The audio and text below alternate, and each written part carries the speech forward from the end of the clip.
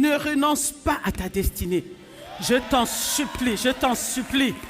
Ne renonce pas. Ne renonce pas à ce que Dieu avait dit que tu seras.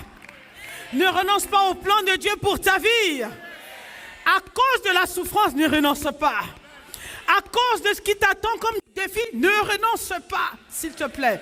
Parce que après la crucifixion vient la résurrection. Ne renonce pas.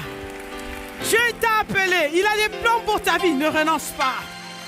Même si tu sais que tu auras des oppositions, même si tu sais que tu auras des embûches, même si tu sais que la mort se pointe devant ta porte, ne renonce pas.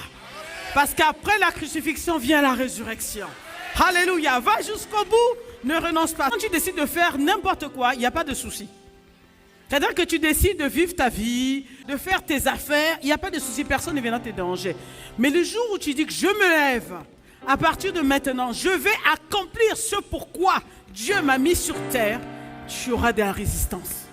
Et tu sentiras dans ton corps une souffrance. Tu sentiras que tu seras tiraillé, tu seras bousculé. Les gens se mettront en face de toi pour s'opposer à toi. Demande à une femme enceinte qui est sur le point d'accoucher comment elle se sent.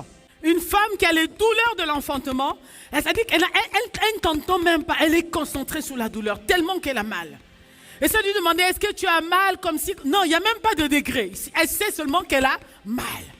Lorsque tu veux accoucher des desseins de Dieu dans ta vie, tu sentiras dans ton cœur une souffrance. Tu sentiras dans ton corps que tu vas sentir la pression. Alors quelqu'un me dirait, mais pasteur, de quoi tu parles? Mais en fait, quand on parle des desseins de Dieu, souvent les gens disent, ouais, mais c'est peut-être les autres, c'est peut-être pas moi. Moi, je ne sais pas qu'est-ce que je viens faire sur la terre. Moi, je ne sais pas à quoi Dieu m'a appelé. Quels sont les projets que Dieu a véritablement pour ma vie? Moi aussi, lorsque j'étais nouveau converti, je me posais cette question. Mais Seigneur, tu m'as appelé à quoi? Qu'est-ce que je fais sur la terre? Quelle est ma destinée? Moi, je pensais que ma destinée, c'était le travail. C'est-à-dire que je fais les études et puis je fais un travail. Il n'y a aucun homme que Dieu a créé à qui il n'a pas donné une destinée. La destinée, c'est ce que toi, tu as appelé à faire qui fera du bien, non seulement à toi-même, mais aux gens autour de toi. À ta famille. Tu es sur terre pour résoudre un problème. Est-ce que tu le sais? Tu es la solution à une catastrophe sur la terre. Tu es la solution à un problème dans une famille.